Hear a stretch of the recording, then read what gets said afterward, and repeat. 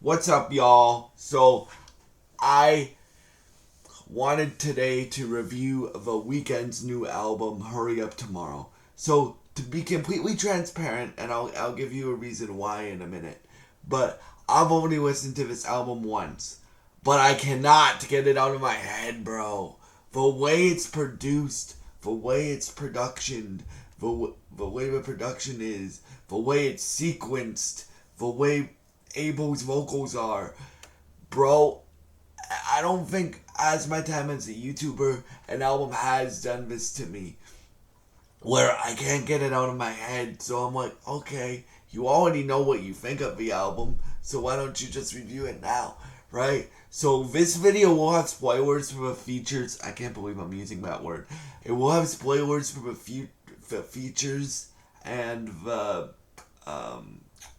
ending of the record. So if you guys haven't heard the album yet, I strongly recommend. I even recommend it to my best friend Evan, who you've seen on this channel, who watches um, my videos. Shout out to Evan LeBlanc. To listen to the album first before he watches my impressions. But let's talk about the album now, okay? I do think it's his best album that he's done. If this is the last Weeknd album before Abel goes and reinvents himself, then this is his best album yet, right? Just the way it's sequenced, like you have one of my favorite songs on the record, "Cry for Me," sequenced by him reflecting on losing his voice in SoFi, reflected by St. Paulo, moving into jazz, Brazilian jazz samples, soul funk samples, and bro, let's talk about features, bro. So you guys remember in my impressions video, um, when I said he brought a group out of retirement? He brought fucking Daft Punk out of retirement for this album, bro. He brought Daft Punk out of retirement for this album, right? And he got Travis on this album, which the Travis feature is dope because of the way he uses it. So he uses it like he's on the phone with this girl or he's looking at his voice messages and he's effed up, right? Like the story that he's telling is he's effed up, right?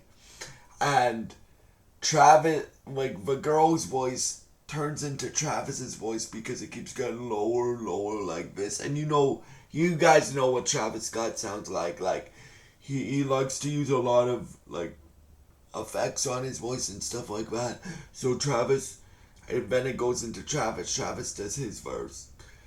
And then the song after that, Enjoy the Show, you not probably, you do get the best future vocal performance, in my opinion, that we have ever gotten. Ever gotten. It's really good. Right? Right? Like, um, and then you also get Lana Del Rey on this record. And then can we talk about the ending of the record, and then I'll talk about lyrics and stuff like that, or what he talks about, and some of my favorite songs. The ending of the record. So if you guys have been listening to The Weeknd since he came out in 2011, which I have, you guys. So the ending of the record, right? Hurry Up Tomorrow, the last song, goes into The Weeknd's first song that he ever released. And bro, if this is truly Abel's last album as The Weeknd and he goes and reinvents himself, I will be there because I think Abel is a creative genius. If it's acting, uh, if it's music that he decides to do, I will be there for it, right? Um, yeah, I cannot wait to see his movie because again, this album feels like a movie for your ears. So I'm very interested to see what he does in May when he drops the Hurry Up Tomorrow movie under his real name, Abel Tesfaye. So we'll see what happens. But let's talk about lyrics, lyrical content here.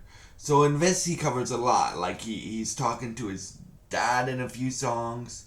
He's talking to his mom in a few songs. He's talking about depression. He's talking about drug use. He's talking about L.A. in a few songs. There's a song called "Take Me Back to L.A." He's talking about love. He's talking about heartbreak. He's talking about everything.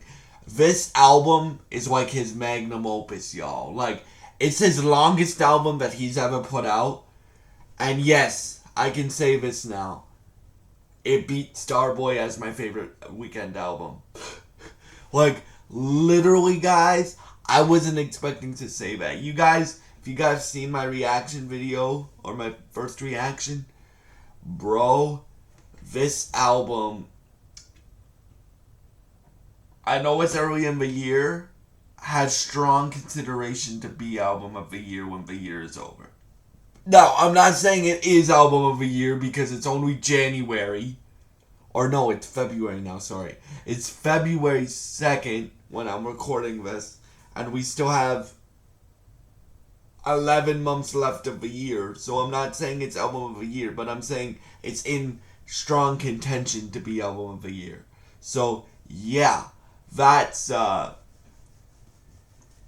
opinion on the Weeknd's final album, Hurry Up Tomorrow. And yeah, I hope y'all enjoyed the review. If you did, I would really appreciate it, and I would